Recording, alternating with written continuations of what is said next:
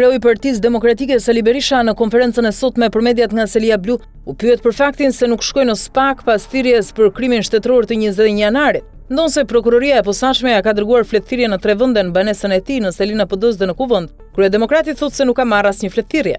Berisha thotë se fletëthirrjen e ka marrë vetëm Taulant Balla në Kuvend, por ky lajm është hedhur poshtë sot nga SPAK. Deri tani janë dërguar 2 urdhërthirrje përmes shërbimit të postës shqiptare, më datë 3/11 në adresën e banesës për t'u paraqitur në SPAK më datë 7/11 dhe në datën 7/11 në adresën e banesës Partisë Demokratike dhe Kuvendit për t'u paraqitur në datën 14/11. Urdhërthirrja e parë e dërguar në banesë më datë 3/11 është kthyer mbrapsht në prokurorinë e posaçme me shënimin: rojet janë autorizuar të mos marrin asnjë zarf. Pas këtij konstatimi, prokuroria e posaçme ka vjuar me dërgimin e urdhërthirrjes në 3 destinacione: Banesë, Parti Demokratike dhe Kuvend më datë 7/11. Më datë 9/11 është refuzuar marrja e zarfit të dërguar në banesë, ndërsa më 12/11 shërbimi i burimeve njerëzore dhe trajtimi i deputetëve në Kuvendin e Shqipërisë ka njoftuar se marrja në dorëzim e njoftimit është refuzuar nga stafi politik i grupit parlamentar të Partisë Demokratike.